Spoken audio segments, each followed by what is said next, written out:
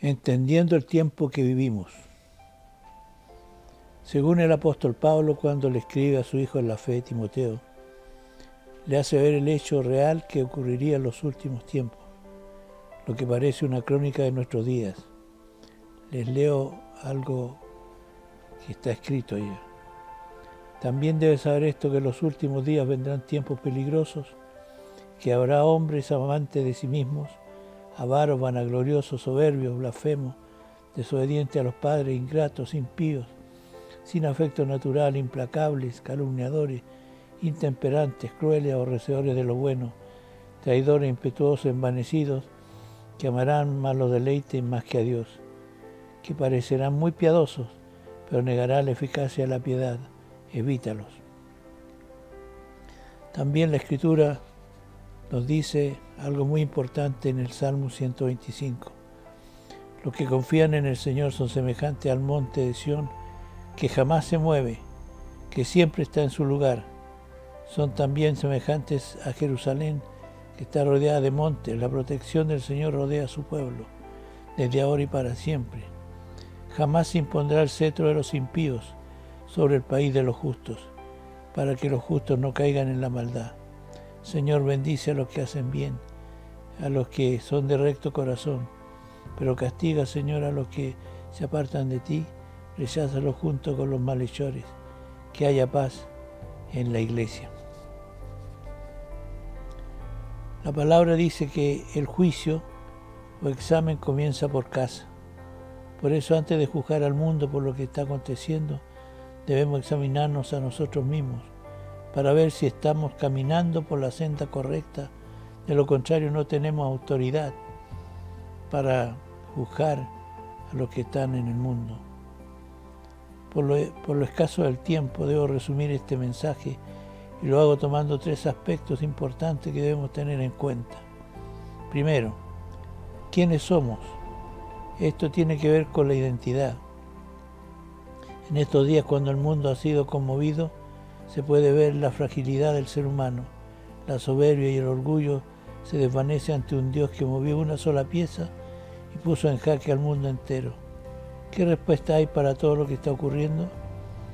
Es en este momento cuando la Iglesia debería tener una clara definición para hablar al gobierno de turno. Nosotros como Iglesia deberíamos tener una definición clara y firme, pues nuestra identidad está relacionada con la conversión que hemos tenido al ser trasladados de las tinieblas a la luz admirable del reino de Dios. Ahora somos hijos de Dios y eso debe ser coherente frente al que nos rescató. Alguien dijo, sin definición no hay obra. La Iglesia no puede ser a la pinta nuestra, debe tener el diseño de Dios, lo cual está demostrado en los evangelios y epístolas, a lo cual debemos responder claramente. Segundo, ¿hacia dónde vamos? A veces me gusta hacer la pregunta clave en este contexto. ¿Para qué hemos sido salvos? ¿Para qué el Señor nos rescató? Algunos responden rápidamente y dicen, para ir al cielo. Pero no es así. El hecho de ser salvo no es comprar un boleto para el cielo, sino hay algo que hacer en la tierra. Gracias a Dios por su plan eterno. Algunos responden de una manera distinta lo que va a ocurrir un día. De hecho, un día vamos a ir al cielo todos, pero mientras transitamos por este mundo, debemos saber para dónde vamos. Hay que tener una meta y gracias a Dios que esto está muy claro cuando el Padre dice que nos predestinó para ser semejantes a su Hijo, para que Él sea el primogénito entre muchos hermanos. Esto lo dice el apóstol Pablo en Romanos capítulo 8, versículos 28 y 29. Allí se aclara en forma muy importante hacia dónde vamos, cuál es nuestra meta.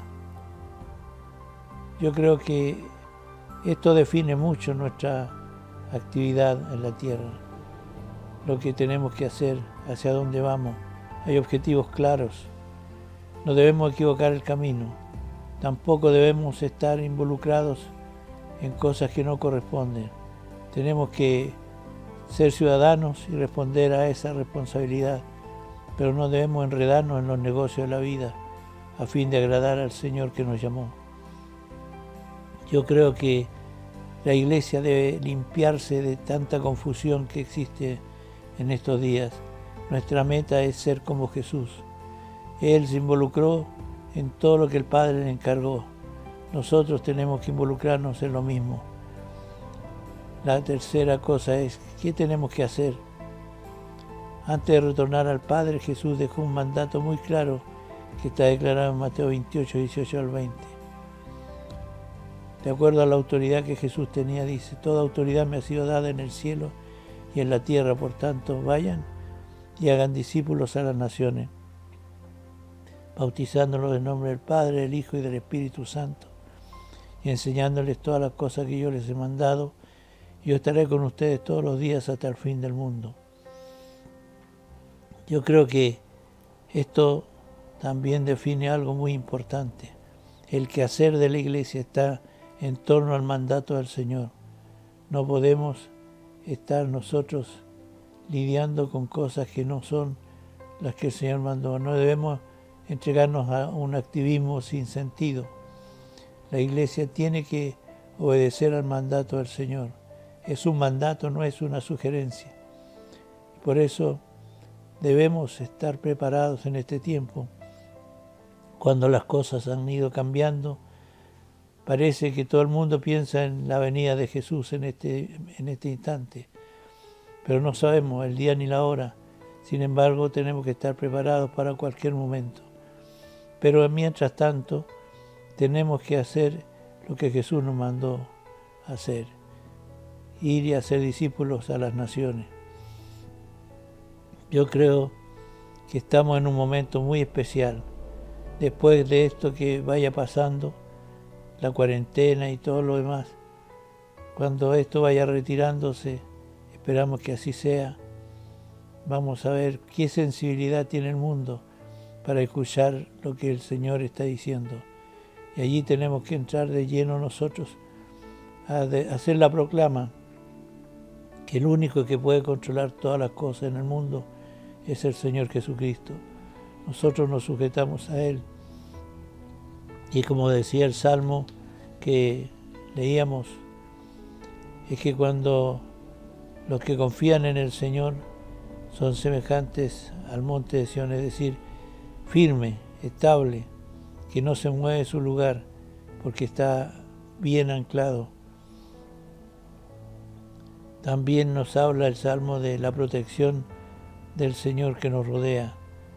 Jamás se impondrá el cetro de los impíos sobre el país de los justos, para que los justos no caigan en la maldad. Señor, bendice a los que hacen el bien, a los que son de recto corazón. Y por fin que haya paz en Israel, en Jerusalén. Nosotros decimos que haya paz en la Iglesia, que a través de la Iglesia pueda haber una palabra clara de esperanza para el mundo, que el Señor pueda traer a la Iglesia un despertar, que pongamos nuestro corazón en lo que al Padre le importa, que son las vidas, que el Espíritu Santo nos guíe en esta hora de la historia tan importante. Yo creo que este momento es histórico. Nunca había ocurrido lo que está ocurriendo en esta hora, que ha puesto en jaque al mundo. ¿Quién está detrás de todo esto? ¿Quién ha permitido esto? Cuando el hombre se alza altanero, vanidoso, pensando que tiene todo controlado, Dios movió una piecita del tablero y todo el mundo está conmovido, todo el mundo está asustado. Entonces tenemos que reconocer que hay un Dios que tiene todo poder, que maneja las cosas a su manera y que es apenas una advertencia. La Escritura dice que principio de dolores es esto. De tal manera que los que desprecian, los que hablan de Dios como dejándolo de lado, han querido quitar a Dios de todo, del Congreso, de la educación, de todos los medios sociales. Dios dice, si quieren que yo me salga, tendrán que afrontar las consecuencias. Pero yo creo que muchos se han dado cuenta que el ser humano no puede solo, que es una tragedia cuando cada uno en su vanidad piensa que puede hacer las cosas. Que Dios tenga misericordia de nosotros y nos guíe en esta hora tan importante de la historia. Hay que tomar conciencia, hermanos, amigos, todos los que escuchan este mensaje. Esta es la hora de volverse a Dios y de buscar su presencia y su rostro, que es el único que nos va a guiar en este momento y en cualquier momento de la historia del ser humano. Que Dios les bendiga a cada uno.